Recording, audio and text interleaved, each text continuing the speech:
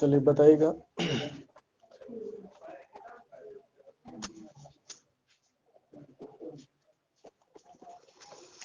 उत्तल लेंस में यदि वस्तु को अनंत पर रखते हैं तो प्रतिबिंब कहाँ बनता है?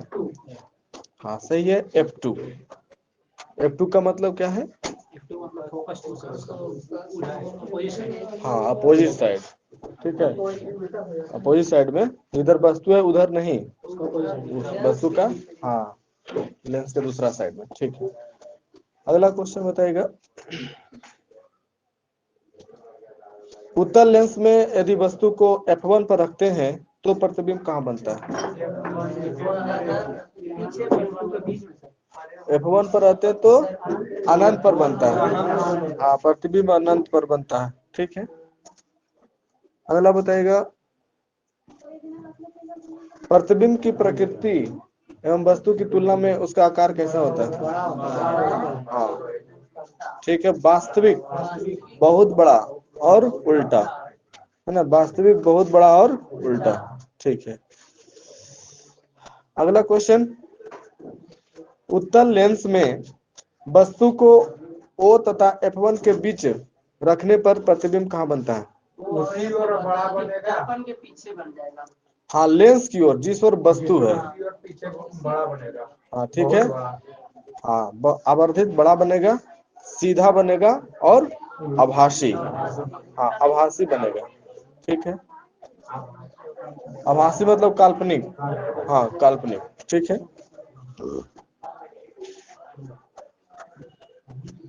अगला क्वेश्चन बताइएगा। उत्तल लेंस में यदि वस्तु को 2F1 से परे रखते हैं तो प्रतिबिंब कहाँ बनता है?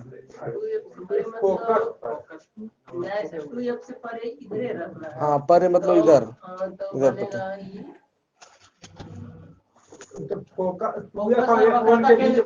हाँ हाँ हाँ F2 और 2F2 के बीच में, हाँ F2 और 2F2 के बीच में बनेगा। ठीक है, और प्रतिबिंब की प्रकृति एवं वस्तु की तुलना में आकार कैसा होगा?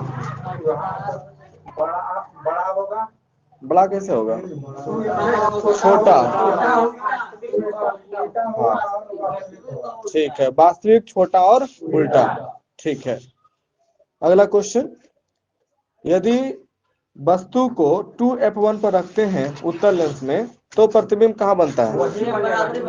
हाँ 2F2 पर ही बनता है।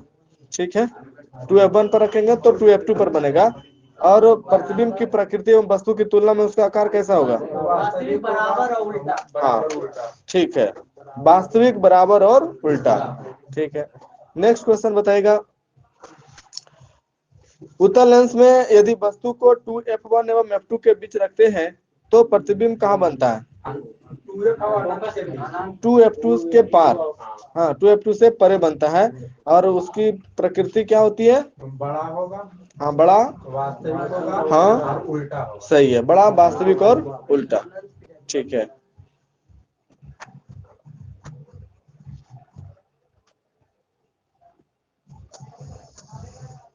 अवतल लेंस से प्रतिबिंब हमेशा वस्तु की ओर ही लेंस तथा फोकस के बीच बनता है। इसकी प्रकृति एवं वस्तु की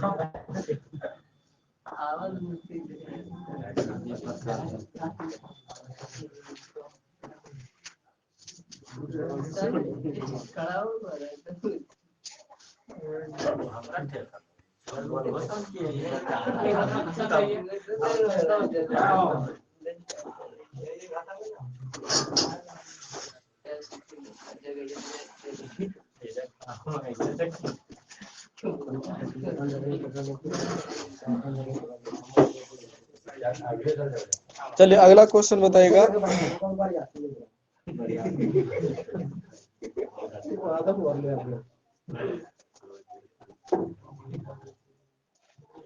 किसी लेंस की फोकस दूरी का व्युत्क्रम क्या कहलाती है? लेंस की क्षमता।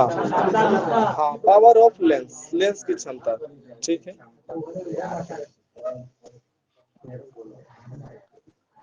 और लेंस की क्षमता का मात्रक क्या होती है? डायोप्टर। ठीक है। अगला क्वेश्चन, 1 मीटर फोकस दूरी लेंस की क्षमता कितनी होती है? हाँ, 1 डायोप्टर होती है। ठीक है। उत्तल लेंस की क्षमता कैसी होती है? धनात्मक। और अवतल लेंस की क्षमता ऋणात्मक होती है। ठीक है।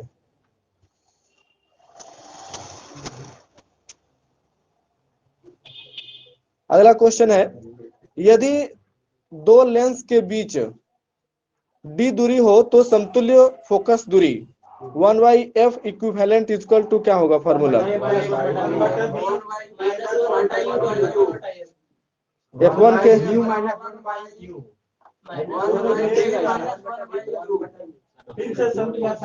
हाँ, फोकस दूरी के केस में बताना है। ठीक है। यदि दो लेंस के बीच की दूरी d दूरी हो तो समतुल्य फोकस दूरी हाँ 1/f इक्विवेलेंट इक्वल टू क्या होगा? हाँ, F1 F2 के कैसे बताना है? हाँ, 1/f1 plus 1/f2 minus d/f1 f2। ठीक है।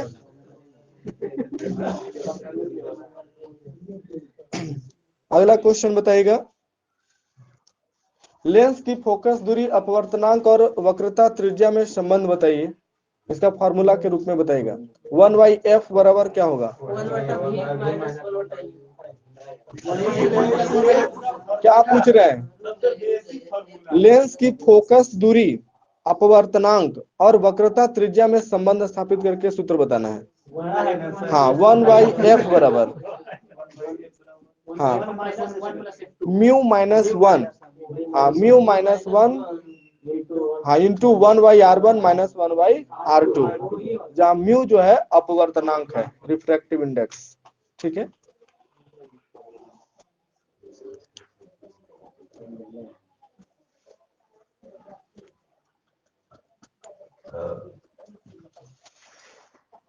अगला क्वेश्चन बताइएगा, लेंस को किसी द्रव में डुबाने पर उसकी फोकस दूरी व क्षमता दोनों बदल जाती है, यह किस पर निर्भर करता है? हाँ ठीक है, लेंस एवं द्रव दोनों के अपवर्तनांक पर निर्भर करता है। ठीक है। अगला क्वेश्चन बताइएगा, जब लेंस को ऐसे द्रव में डुबाया जाता है जिसका अपवर्तनांक लेंस के अपवर्तनांक से कम है, तो ऐसी स्थिति में लेंस की क्षमता क्या होती है? हाँ, लेंस की क्षमता घट जाती है, अर्थात फोकस दूरी बढ़ जाती है। ठीक है। नेक्स्ट क्वेश्चन बताइएगा, जब लेंस को समान अपवर्तनांक वाले द्रव में डुबाते हैं तो ऐसी स्थिति में लेंस की फोकस दूरी क्या होती है? अनंत हो जाती है। हाँ, अनंत हो जाती है, जिससे उसकी क्षमता समाप्त हो जाती है। हाँ ठीक है। और वह जो लेंस है द्रव में दिखाई नहीं पड़ता है। नेक्स्ट क्वेश्चन, जब लेंस को ऐसे द्रव में डुबाया जाता है जिसका अपवर्तनांक लेंस के अपवर्तनांक से अधिक है, तो ऐसी स्थिति में फोकस दूरी क्या हो जाती है? बढ़ जाती है, और लेंस की क्षमता घट जाती है। हाँ, क्षमता घटेगी, फोकस दूरी बढ़ेगा। ठीक है।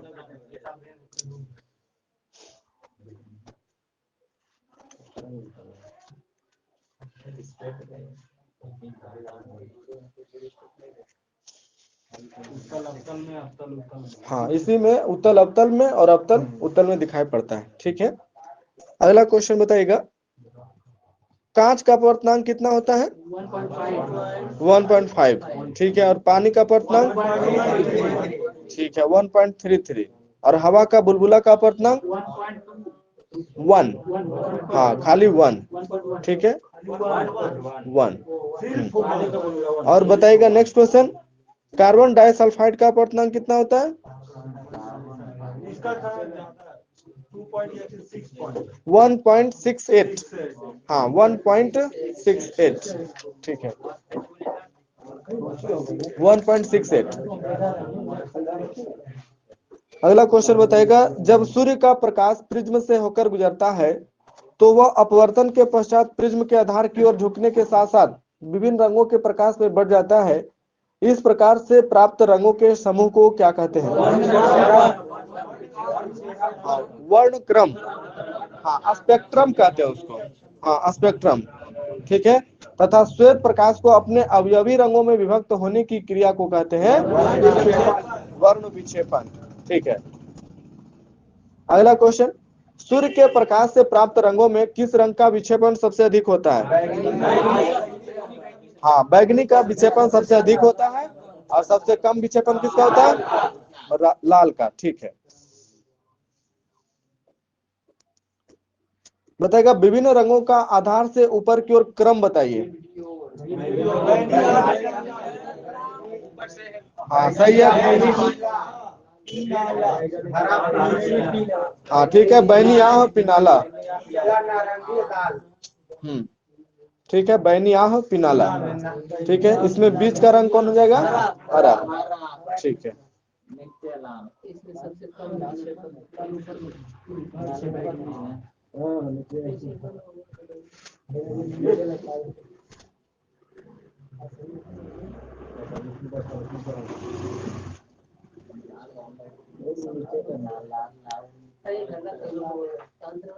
अगला क्वेश्चन है, पारदर्शी पदार्थ में जैसे जैसे प्रकाश के रंगों का अपवर्तनांक बढ़ता जाता है वैसे वैसे पदार्थ में उसकी चाल क्या होती है? हाँ घटती जाती है। ठीक है। जैसे कांच में बैगनी रंग के प्रकाश की चाल सबसे कम तथा अपवर्तनांक सबसे अधिक होता है। ठीक है। और लाल रंग की चाल सबसे अधिक और अपवर्तनांक सबसे कम होता है। ठीक है।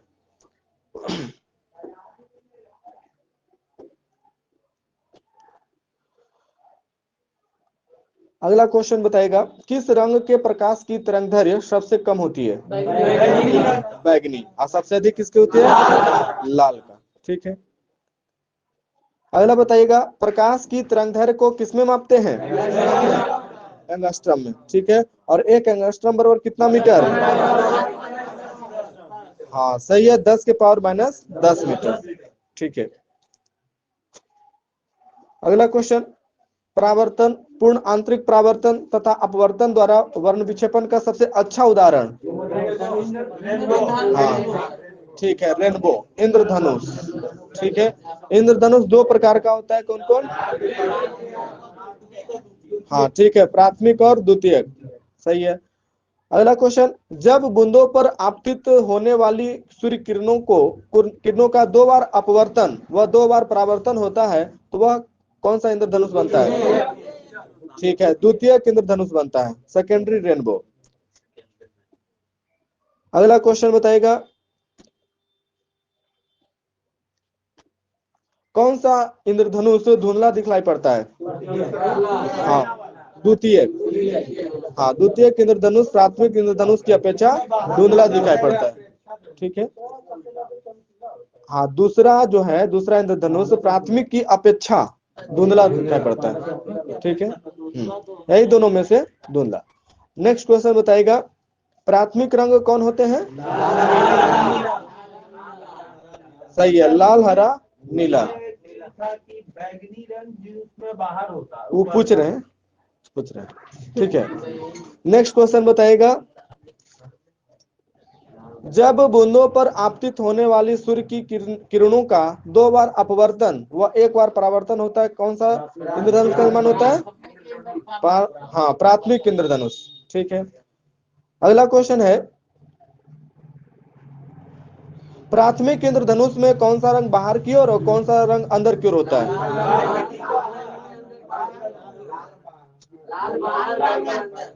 हाँ सही है लाल बाहर बैगनी अंदर होता है। ठीक है। बताएगा प्राथमिक इंद्रधनुष में अंदर वाली बैगनी किरण आंख पर कितना डिग्री कितना मिनट का कोण बनाती है? 40 डिग्री 8 मिनट। 40 डिग्री 8 मिनट का कोण बनाती है। और बाहर वाली लाल किरण आंख पर 42 डिग्री 8 मिनट का कोण बनाती है। ठीक है। नेक्स्ट क्वेश्चन बताएगा द्वितीयक इंद्रधनुष में बाहर की ओर कौन सा रंग होता है? बैगनी। और अंदर की ओर लाल रंग होता है। ठीक है। द्वितीयक इंद्रधनुष में बाहर वाली बैगनी किरण आंख पर कितना डिग्री कितना मिनट का कोण बनाती है? सही है, 54 डिग्री 52 मिनट का कोण। और अंदर वाली लाल किरण सही है, 50 डिग्री 8 मिनट का कोण बनाती है। ठीक है। द्वितीयक रंग कौन कौन है?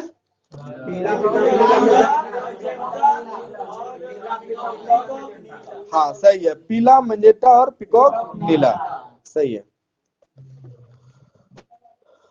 अगला क्वेश्चन, लाल प्लस हरा मिलकर क्या बनता है? पीला। लाल प्लस हरा पीला। ठीक है। और हरा प्लस नीला पीकॉक नीला। हरा प्लस नीला पीकॉक नीला। और लाल प्लस नीला मैजेंटा। ठीक है, इस त्रिभुज को याद कर लीजिए। ये गलती नहीं होना चाहिए। अगला क्वेश्चन बताएगा, जब दो रंग परस्पर मिलने से श्वेत प्रकाश उत्पन्न करते हैं तो उन्हें क्या कहते हैं? उसे पूरक रंग। उसे पूरक रंग कहते हैं। ठीक है।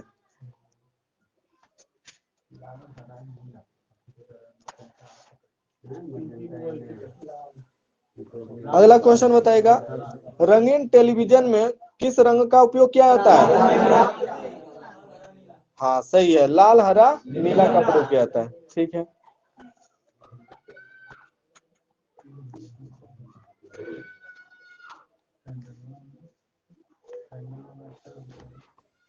बताएगा कोई वस्तु लाल रंग की दिखाई पड़ती है, इसका मतलब क्या है? सही है, लाल को परावर्तित कर रही है, बाकी सबको अवशोषित कर रही है। ठीक है।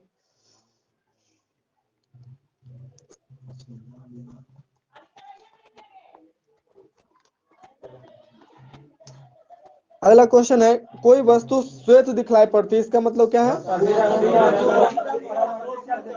सभी रंग को परावर्तित कर रहा है ना? सभी रंग को परावर्तित कर रहा है। ठीक है। और कोई वस्तु काला दिखता है, इसका मतलब है सभी रंग को अवशोषित कर रहा है। ठीक है, परावर्तित कर रहा है।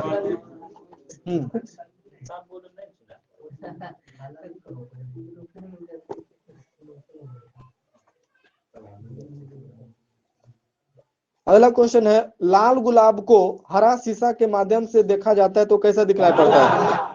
काला दिखलाई पड़ता है। क्यों?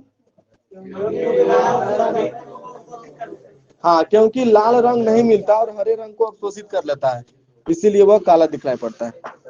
ठीक है। अगला क्वेश्चन बताएगा, नीली कागज को यदि पीली किरण में देखते हैं तो कैसा दिखाई पड़ता है? काला दिखाई पड़ता है। ठीक है। अगला क्वेश्चन बताएगा,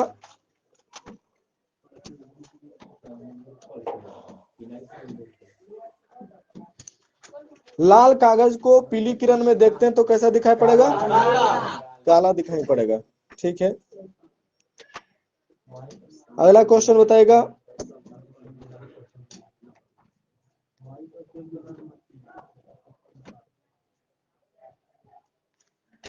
जब समान आवृत्ति की दो प्रकाश तरंगें किसी माध्यम में एक ही दिशा में गमन करती है तो उनके अध्यारोपण के फलस्वरूप प्रकाश की तीव्रता में परिवर्तन हो जाता है, इस घटना को क्या कहते हैं? उसे प्रकाश का व्यतिकरण कहते हैं। प्रकाश का व्यतिकरण। ठीक है। प्रकाश का व्यतिकरण दो प्रकार के होते हैं, कौन कौन? ठीक है, कंस्ट्रक्टिव और डिस्ट्रक्टिव।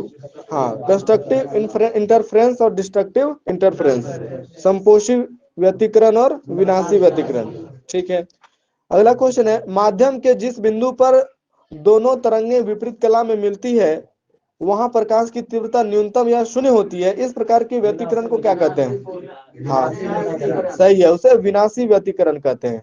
ठीक है, और माध्यम के जिस बिंदु पर दोनों तरंगे समान कला में मिलती है वहां प्रकाश की परिणामी तीव्रता अधिकतम होती है, उसे समपोषी व्यतिकरण कहते हैं। ठीक है,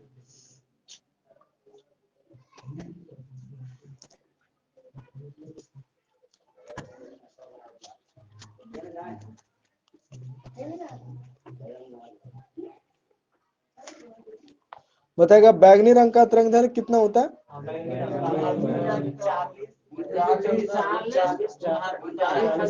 हाँ सही है, 3969 एंगस्ट्रम, 3969 एंगस्ट्रम।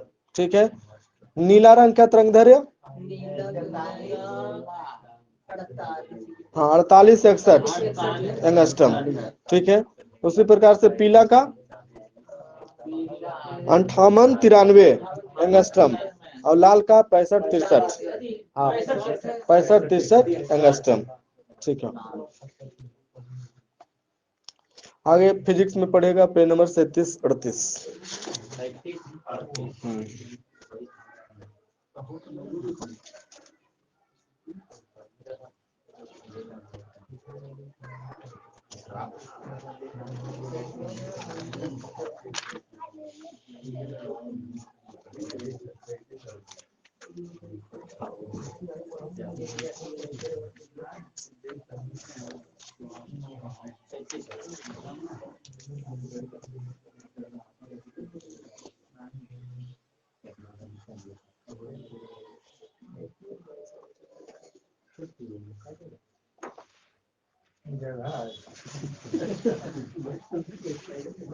बताएगा खुले हवा में छोड़ देने पर चांदी के ऊपर कौन सी परत बन जाती है?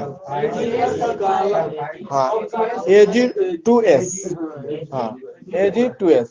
ठीक है, और वह किस रंग का हो जाता है? हाँ काला रंग। ठीक है, अगला बताइएगा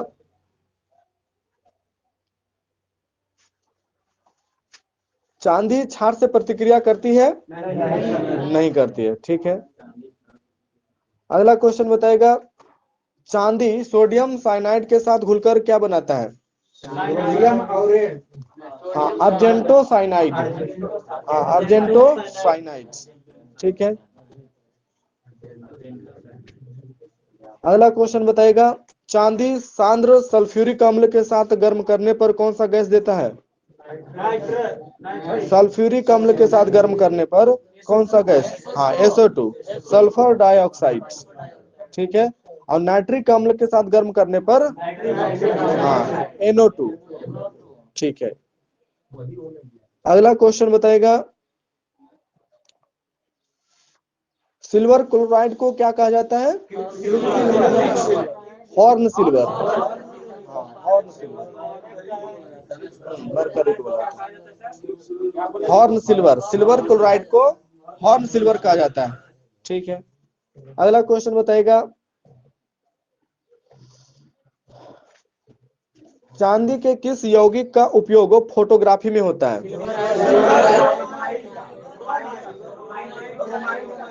हाँ सिल्वर ब्रोमाइड, हाँ सिल्वर ब्रोमाइड। ठीक है, अगला बताइएगा चांदी के किस यौगिक का उपयोग कृत्रिम वर्षा कराने में होता है? ठीक है, सिल्वर आयोडाइड। अगला क्वेश्चन बताइएगा चांदी के किस यौगिक का उपयोग फोटोक्रोमिक कांच बनाने में होता है? हाँ सिल्वर क्लोराइड, सिल्वर क्लोराइड। ठीक है, अगला क्वेश्चन है सिल्वर नाइट्रेट या सिल्वर का सबसे प्रमुख यौगिक है, इसे और क्या कहते हैं? सिल्वर नाइट्रेट को और क्या कहते हैं? लूनर कास्टिक, हाँ लूनर कास्टिक भी कहते हैं। ठीक है,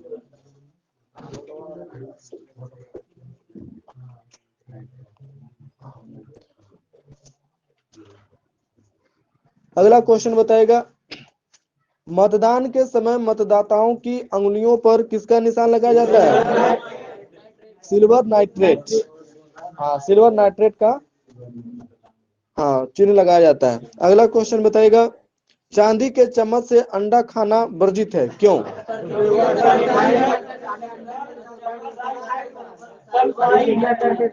चम्मच गल जाता है। हाँ हाँ ठीक है, हाँ हाँ सही है। चांदी जो है अंडे में उपस्थित गंधक से प्रतिक्रिया करके सिल्वर सल्फाइड बना देता है, जिससे चम्मच नष्ट हो जाता है। ठीक है। अगला बताएगा, किस धातु को सफेद सोना कहा जाता है? प्लेटिनम को। ठीक है। अगला क्वेश्चन है, प्लेटिनम को और क्या कहते हैं? प्लेटिनम को सफेद सोना थोड़ी है क्या, और उसे एडम उत्प्रेरक भी कहते हैं। हाँ, एडम उत्प्रेरक। ठीक है। अगला क्वेश्चन बताएगा,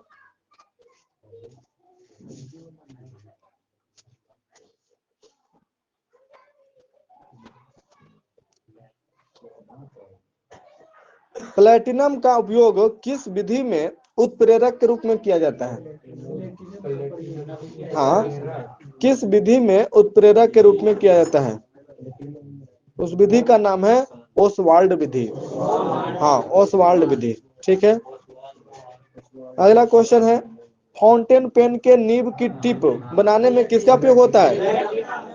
प्लेटिनम का। ठीक है।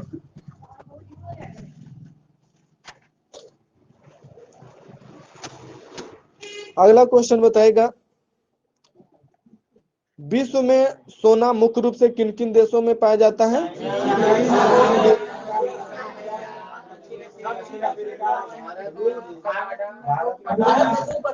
हाँ हाँ सही है, चीन, ऑस्ट्रेलिया, यूएसए, रूस और दक्षिण अफ्रीका। ठीक है। और संसार के कुल स्वर्ण उत्पादन का लगभग कितना प्रतिशत भारत में उत्पादन होता है?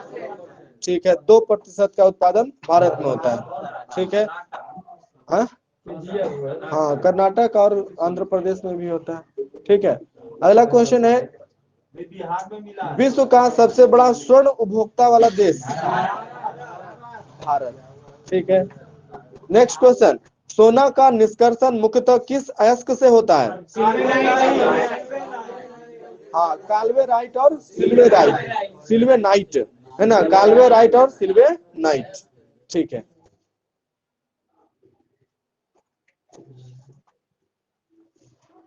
अगला क्वेश्चन बताएगा, सोना का घनत्व तो कितना होता है? हाँ, 19.3। हाँ, 19.3। ठीक है। और अगला क्वेश्चन बताएगा, सोना का द्रव्यनांक यानी गलनांक कितना होता है? 1063। हाँ, 1063 डिग्री सेल्सियस। ठीक है, 63। और क्वथनांक कितना होता है? 2600। हाँ, 2600 डिग्री सेल्सियस। ठीक है। अगला क्वेश्चन बताएगा, सोना अम्लराज में घुलकर कौन सा अम्ल बनाता है? क्लोरो ऑरिक अम्ल। हाँ, क्लोरो ऑरिक अम्ल बनाता है। नेक्स्ट क्वेश्चन, सोना को कठोर बनाने के लिए उसमें क्या मिलाया जाता है? हाँ सही है, तांबा मिलाया जाता है। ठीक है। अगला बताएगा, स्वर्ण की शुद्धता किसमें व्यक्त की जाती है? कैरेट में व्यक्त की जाती है। ठीक है। अगला बताएगा, 100% शुद्ध सोना कितना कैरेट का होता है? 24 कैरेट का होता है। ठीक है। और 22 कैरेट स्वर्ण में 22 भाग सोना और शेष 2 भाग क्या होता है? तांबा होता है। ठीक है। उसी प्रकार से 20 कैरेट स्वर्ण में स्वर्ण कितना होता है? 20 भाग और 4 भाग तांबा। ठीक है। अगला बताएगा, सोने के किस यौगिक का उपयोग सर्वविषरोधी सुई बनाने में होता है?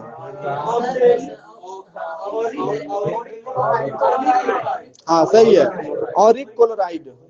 ऑरिक क्लोराइड का उपयोग सर्प विषरोधी सुई बनाने में होता है। ठीक है। अगला क्वेश्चन बताएगा, सोना के किस यौगिक को सोना का कृत्रिम रूप कहा जाता है? Roll gold. Rolled gold. ठीक है। अगला क्वेश्चन बताइएगा, रोल्ड गोल्ड में कितना प्रतिशत एल्युमिनियम का मिश्रण होता है? हाँ ठीक है, 90% कॉपर और 10% एल्युमिनियम। ठीक है। अगला बताएगा, किसे झूठा सोना या बेवकूफों का सोना कहते हैं? ठीक है, आयरन पाइराइट्स। ठीक है। अगला क्वेश्चन बताएगा, स्वर्ण लेपन में किसका प्रयोग विद्युत अपघट्य के रूप में होता है? कॉपर का आयरन पैराइड्स। पोटेशियम और साइनाइड। हाँ, पोटेशियम और साइनाइड। ठीक है। अगला क्वेश्चन बताइएगा,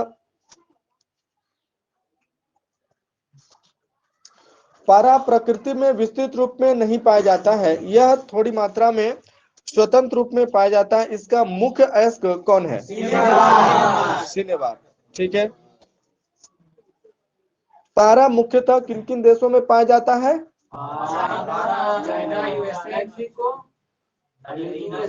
मैक्सिको। हाँ, इटली। ठीक है, यूएसए, मैक्सिको और इटली। ठीक है।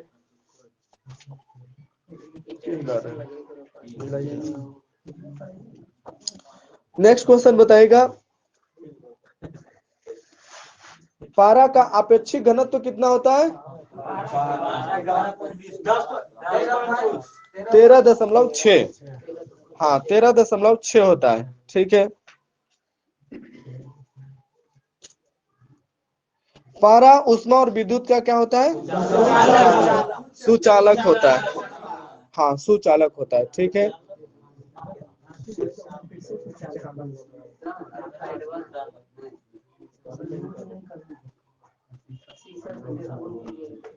अगला क्वेश्चन है, पारा चर्बी या चीनी के साथ खूब जोर से हिलाने पर किस रंग के चूर्ण में परिणत हो जाता है? सही है, ब्राउन, भूरा रंग के चूर्ण में बदल जाता है। अगला क्वेश्चन है, चर्बी या चीनी के साथ खूब जोर से हिलाने पर पारा भूरे रंग के चूर्ण में परिणत हो जाता है, इस घटना को क्या कहते हैं?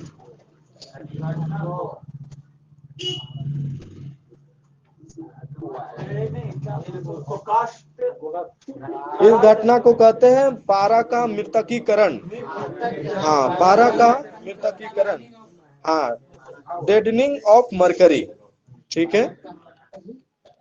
अगला क्वेश्चन है, कितना केल्विन ताप पर पारा का प्रतिरोध शून्य हो जाता है? हाँ सही है, 4.12। 4.12। ठीक है। पारा धातुओं के साथ संयोग कर किसका निर्माण करता है? सही है, अमलगम का निर्माण करता है। ठीक है।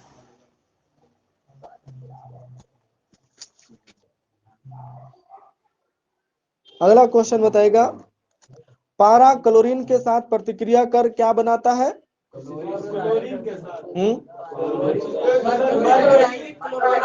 हाँ सही है, मर्क्यूरी क्लोराइड। ठीक है।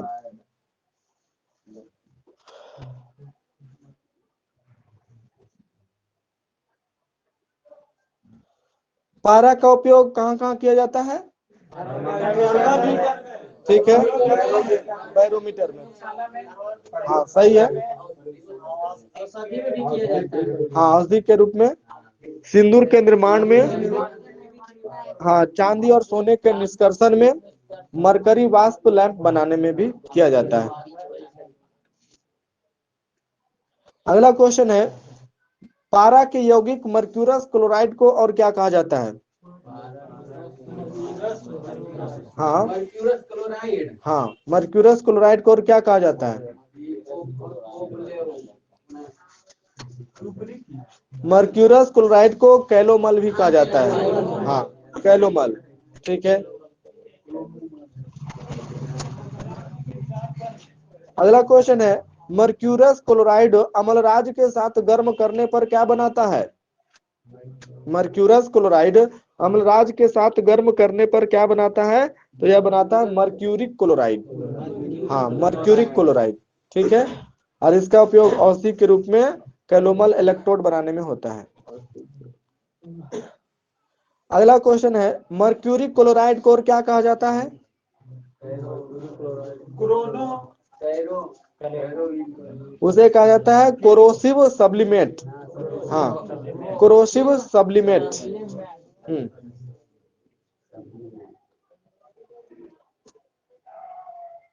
अगला क्वेश्चन है, यदि मर्क्यूरी क्लोराइड के विलयन में सोडियम हाइड्रोक्साइड डाल दिया जाए तो कौन सा अभिकर्मक बनता है? यदि मर्क्यूरी क्लोराइड के विलयन में सोडियम हाइड्रोक्साइड डाल दिया जाए तो कौन सा अभिकर्मक बनता है? तो उस अभिकर्मक का नाम है नेस्लर। हाँ, नेस्लर। ठीक है। अगला क्वेश्चन है, मर्क्यूरिक सल्फाइड को और क्या कहा जाता है?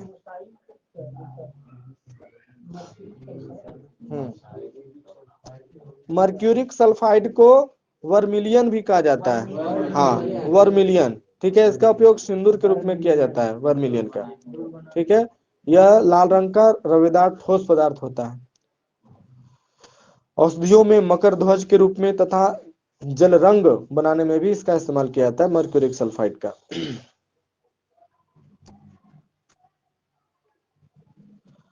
पारा अन्य धातुओं के साथ मिलकर धातुई घोल बनाता है, उसे क्या कहते हैं?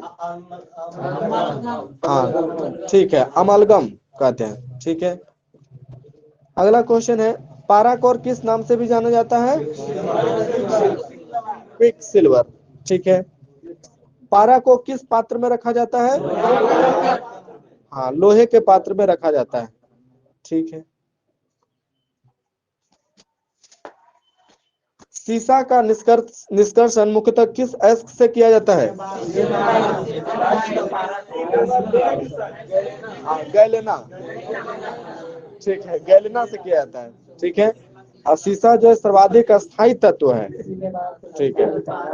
अगला क्वेश्चन बताइएगा, सीसा का घनत्व कितना होता है?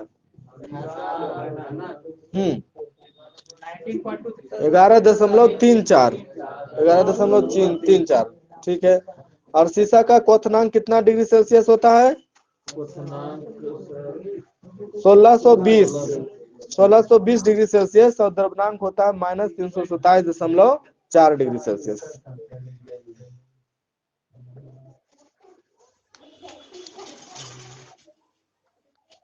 सीसा शुष्क वायु से प्रतिक्रिया करता है, हाँ या नहीं में जवाब देना है। नहीं करता। ठीक है।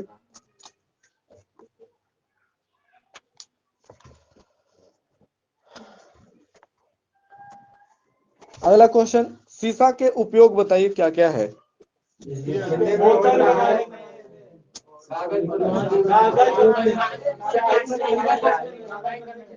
हाँ, हाँ, ठीक है। कार्बन सीसा का उपयोग जो है कृत्रिम अंग के निर्माण में है ना। लेड आर्सेनिक मिश्र धातु का उपयोग गोली बनाने में, ये सब सीसा का ही है। ठीक है, मिश्र धातु के निर्माण में भी सीसा का इस्तेमाल किया जाता है। अगला बताएगा, सीसा की यौगिक लेड ऑक्साइड को क्या कहा जाता है? सही है, लिथार्ज। अगला बताएगा, सीसा के किस यौगिक का उपयोग दिया सलाई के निर्माण में होता है? हाँ, सीसा के ऑक्साइड, ये है लेड डाइऑक्साइड। Lead dioxide. ठीक है। अगला बताएगा,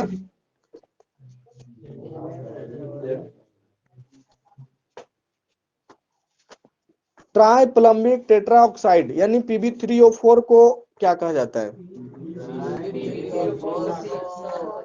उसे कहा जाता है रेड लेड। हाँ, रेड लेड, लाल लेड, लाल सीसा। ठीक है। अगला बताएगा, लेड एसीटेट को क्या कहा जाता है? लेड एसीटेट को कहा जाता है sugar of lead. Sugar of lead. ठीक है, इसे इनऑर्गेनिक शुगर भी कहते हैं। Inorganic sugar. अगला बताएगा, बेसिक लेड कार्बोनेट को क्या कहा जाता है? बेसिक लेड कार्बोनेट को व्हाइट लेड कहा जाता है। इसे सफेदा के नाम से भी जाना जाता है। अगला बताएगा किसका उपयोग अपस्फोटन रोकने हेतु किया जाता है? हाँ सही है, TEL, टेट्राएथिल लेड। ठीक है। अगला बताएगा सीसा के मिश्र धातु प्यूटर में किसका मिश्रण होता है? शीशा, टीन, हाँ SN और PB, हाँ PB और SN दो गो। ठीक है। और शोल्डर, शोल्डर हाँ PBSN। ठीक है। और टाइप मेटल हाँ SB, PBSB SN। ठीक है।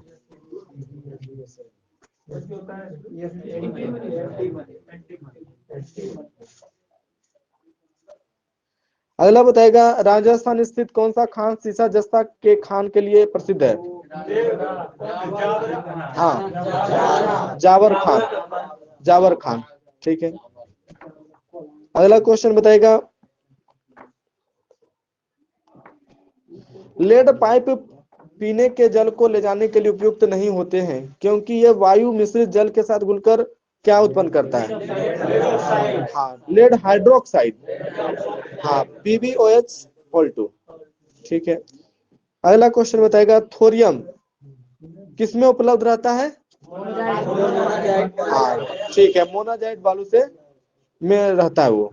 ठीक है, मोनाजाइट ऐसा ही है, उसे निष्कर्षण किया जाता है। अगला बताएगा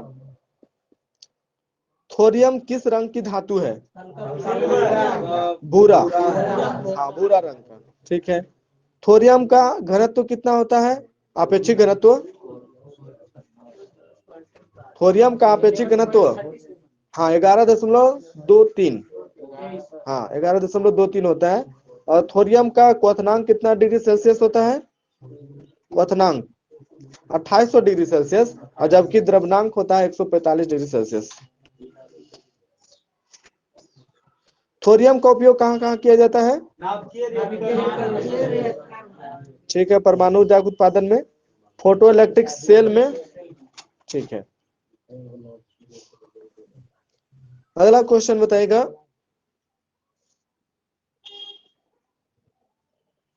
भारत में यूरेनियम का सर्वाधिक उत्पादन किस राज्य में होता है?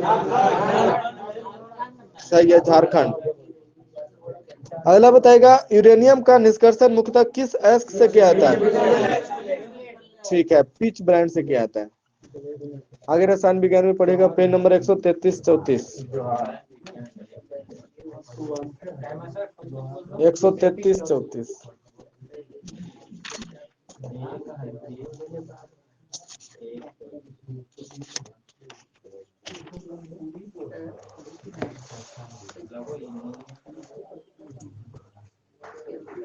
चलिए बताइएगा तंबाकू के पौधों में होने वाला तंबाकू का मोज़ेक रोग किस वायरस से होता है?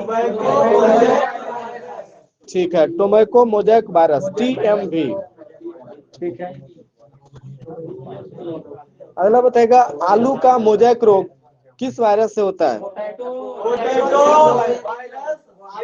X, हाँ पोटैटो वायरस X के द्वारा होता है। ठीक है। अगला क्वेश्चन बताएगा आलू का सैथिल रोग के कारक जीवाणु का नाम बताइए। हाँ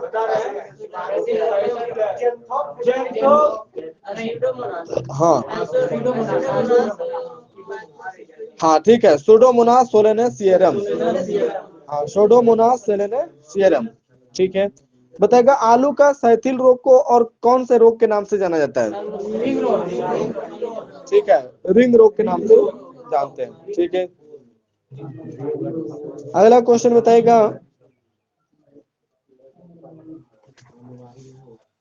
ब्लैक आर्म या angular leaf spot of cotton यह रोग का कारक जीवाणु का नाम बताइए।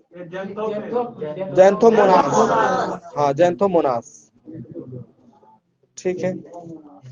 अगला बताएगा धान का अंगमारी रोग के कारक जीवाणु का नाम? हाँ ओराइजी, जैंथोमोनास ओराइजी। ठीक है। अगला बताएगा, नेक्स्ट क्वेश्चन, गेहूं का टिंडू रोग के कारक जीवाणु का नाम बताइएगा।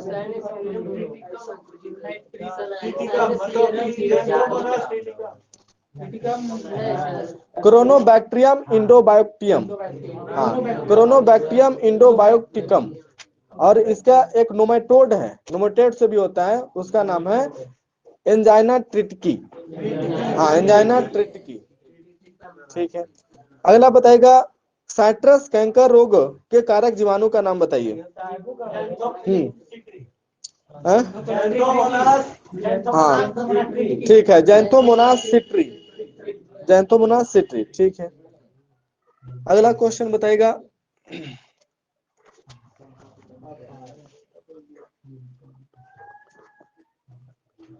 आलू का वाट रोग के कारक कवक का नाम बताइए।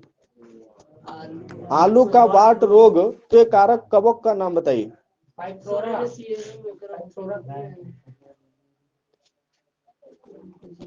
इसका नाम है सिनकीट्रियम इंडोबायोटियम, सिनकीट्रियम इंडोबायोटियम।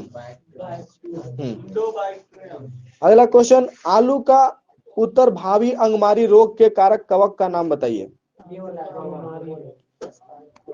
हाँ यह पाइटोप्थोरा इन्फेस्टेंस, पाइटोप्थोरा इन्फेस्टेंस, ठीक है। अगला क्वेश्चन, बाजरा का ग्रीन ईयर रोग के कारक कवक का नाम बताइए।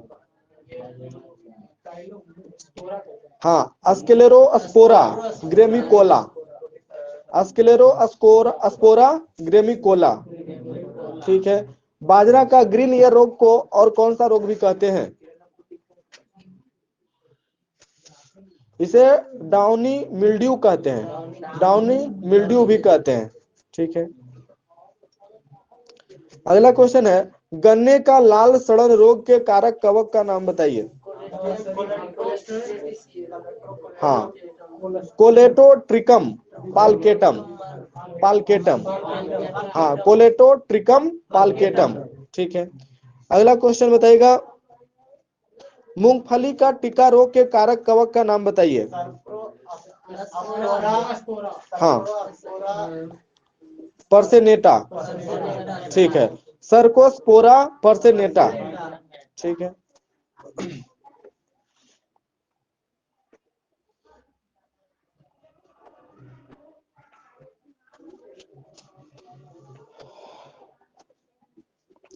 गेहूं का किट्टू रोग के कारक कवक का नाम बताएगा।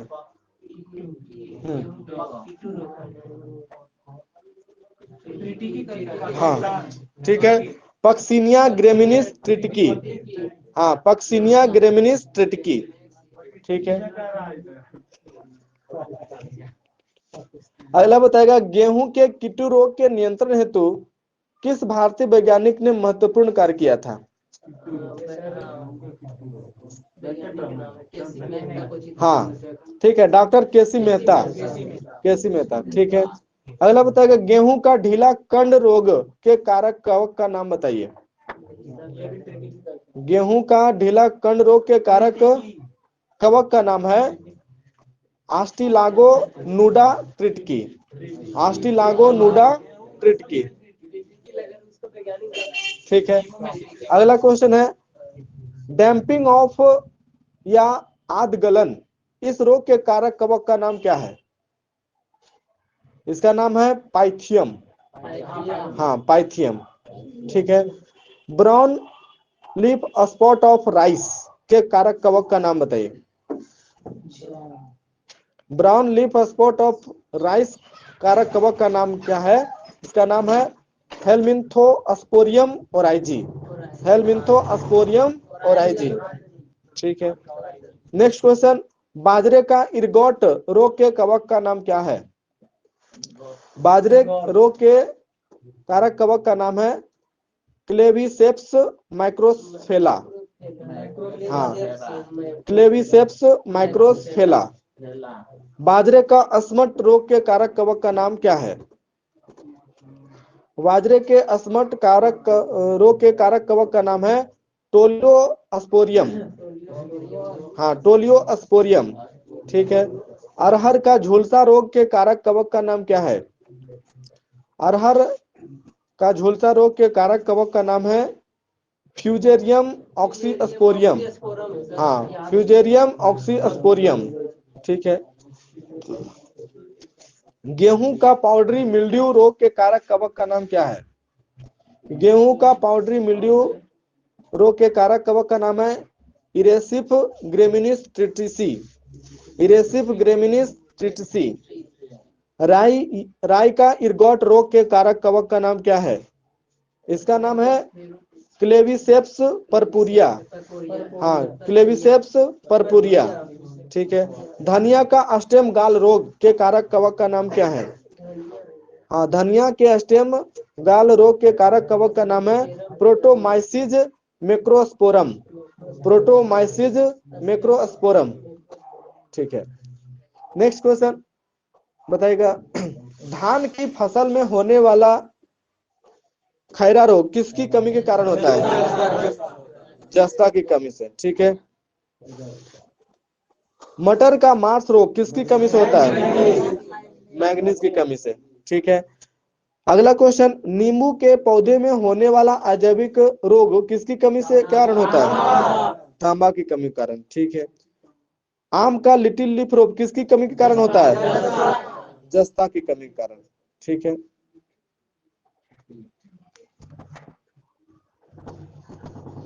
अंग्रेजी भाषा का इकोलॉजी शब्द ग्रीक भाषा के दो शब्दों से मिलकर बना है, वो दो शब्द कौन कौन है? इकोस और लोगस। लोगस। इकोस का अर्थ होता है घर और लोगस का अर्थ होता है अध्ययन। ठीक है। अगला क्वेश्चन है, पारिस्थितिकी शब्द का प्रयोग सर्वप्रथम 1868 ईस्वी में किसने किया था?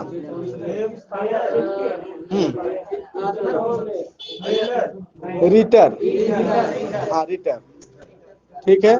लेकिन रिटर। लेकिन इसको पूर्ण रूप से परिभाषित और विस्तृत अध्ययन करने का श्रेय किस जैव वैज्ञानिक को दिया जाता है? और यही आता है अर्नेस्ट हैकल। हाँ, अर्नेस्ट हैकल। ठीक है। सर्वप्रथम प्रयोग किया था रिटर, लेकिन उसका डिफाइन किया था हैकल। ठीक है। अगला बताइएगा, नेक्स्ट क्वेश्चन, किस वैज्ञानिक परिस्थितिकी को ऐसे विज्ञान के रूप में परिभाषित किया है जो सभी जीवों के सभी संबंधों का तथा उनके सभी वातावरणों के साथ संबंधों का अध्ययन करता है? नहीं, यह टाइलर। हाँ, टाइलर। ठीक है। अगला क्वेश्चन है,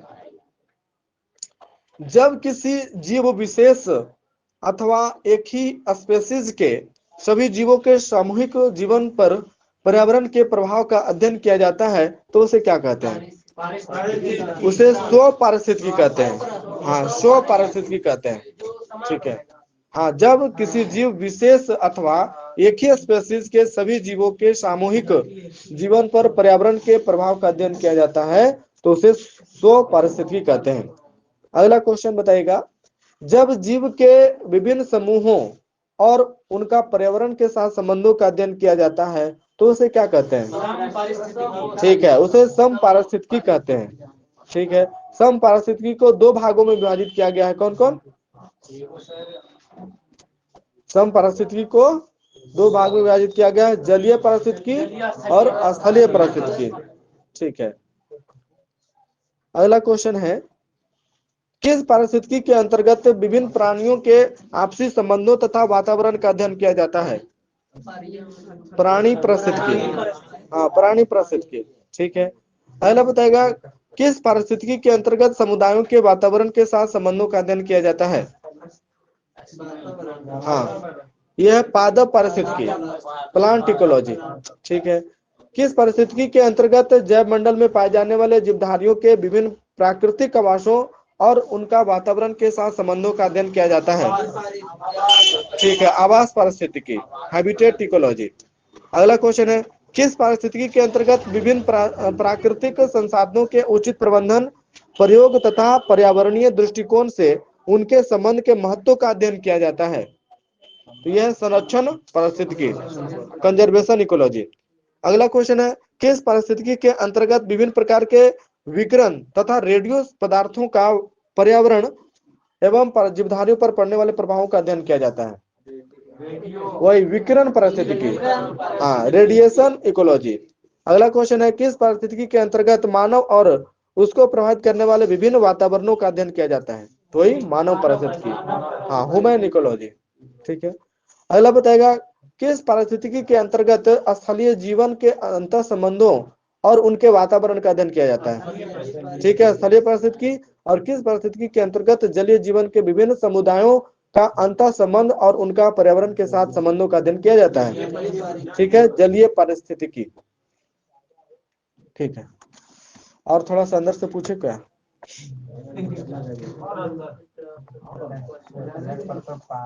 चलिए रह देते हैं। हालांकि उसका जो ये सब रोग है उसको मिटाने के लिए भी कुछ कुछ उपाय हैं। हाँ, तो उस पूछ दें। अच्छा ठीक है,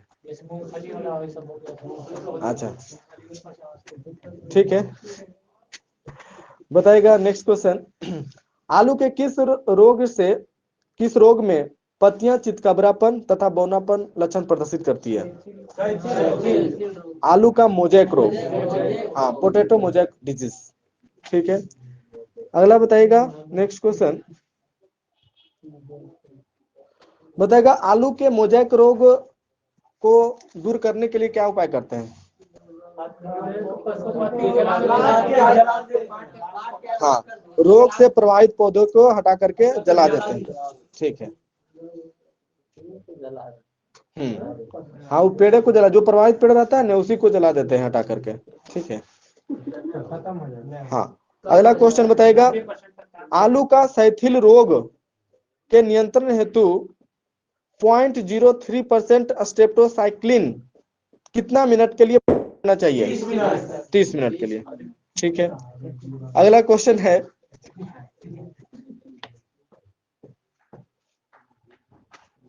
ब्लैक आर्म या angular leaf spot of cotton रोग में किस दवाई का इस्तेमाल करना चाहिए? एग्रोसम CN, हाँ, या सेरेशान 2.5 मिलीग्राम प्रति केजी, हाँ, प्रति केजी में संशोधित करना चाहिए। अगला क्वेश्चन है,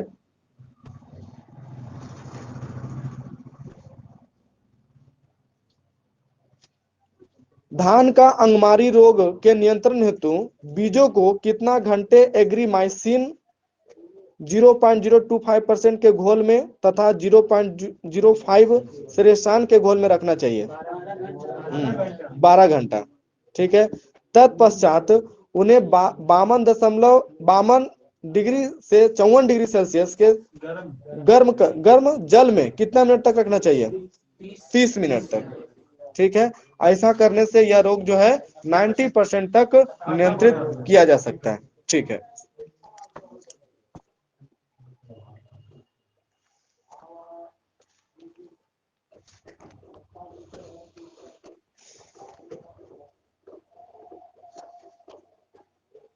अगला क्वेश्चन है, बाजरा का ग्रीन ईयर रोग को किसके छिड़काव से उसे दूर किया जाता है? नहीं, हाँ, M45 सही है, डाइथेन, हाँ, डाइथेन M45। ठीक है।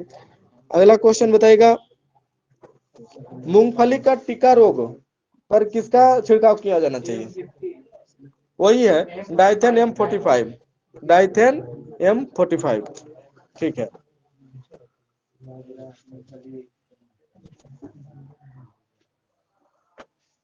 चलिए रहने देते हैं इसमें।